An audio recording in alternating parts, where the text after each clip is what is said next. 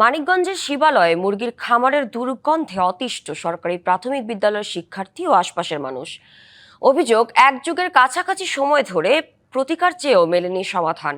এর কারণ, খামারটি বিদ্যালয়ের প্রধান শিক্ষকের ভাইয়ের, আর নিজেদের বিধায় কোনো ধরনের গন্ধও নাকে আসে না প্রধান শিক্ষকের, এমনটাই দাবিদার।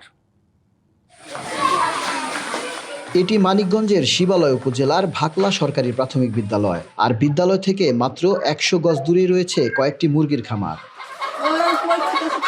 স্থানীয়দের দাবি, প্রায় 10 বছর ধরে এসব খামার থেকে ছড়িয়ে পড়া মুরগির বিষ্ঠার দুর্গন্ধে দুর্ভোগ পোহাচ্ছেন তারা। একই সঙ্গে ব্যাহত হচ্ছে বিদ্যালয়ের স্বাভাবিক পরিবেশও।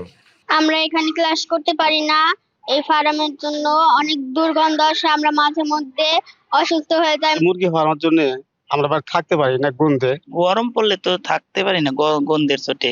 এসব খামার পরিচালনা করেন বিদ্যালয়ের প্রধান শিক্ষক জ্যোতিকা রানী ঘোষের ভাই সুজিত ঘোষ। স্থানীয়দের অভিযোগ, বছরের পর বছর প্রশাসনের বিভিন্ন দপ্তরে আবেদন করেও কোনো কার্যকর সমাধান পাননি তারা।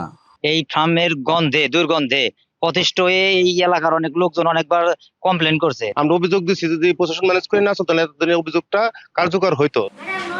তবে অভিযোগের সঙ্গে একমত নন বিদ্যালয়ের প্রধান শিক্ষক। আর দুর্গন্ধে স্থানীয়দের ভোগান্তির কথা স্বীকার করলেও বিকল্প আয়ের পথ না থাকায় খামার চালিয়ে যাওয়ার কথা জানান প্রধান শিক্ষকের ভাই। বাচ্চাদের তেমন সমস্যা হয় না এবং গন্ধ ওইভাবে আসে না। আমার ভাই হোক আর বাবা হোক বা মা হোক, কোনোভাবে কিন্তু থাকা সম্ভব না হলে কিন্তু থাকতাম না।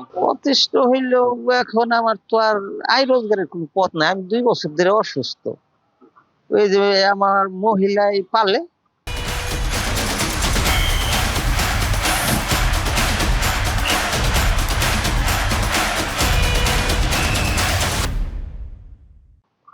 উনি আমার বাসায় রাখতেছে, পোলা মানে লেখাপড়ার খরচ মানে যা হইতেছে উনি করতেছে।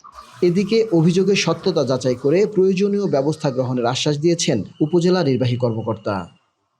ভাকলা সরকারি প্রাথমিক বিদ্যালয়ের পক্ষ থেকে এরকম একটা আবেদন পেয়েছি।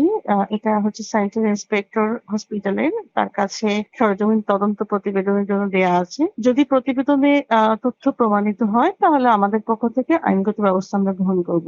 প্রশাসন বলছে অভিযোগ তদন্ত করে প্রয়োজনীয় ব্যবস্থা নেওয়া হবে। তবে দীর্ঘদিনের এই দুর্ভোগের অবসান কবে হবে সেই উত্তরের অপেক্ষায় ভাকলা গ্রামের মানুষ। Ashraful Alam Liton, DBC news, Manikganj.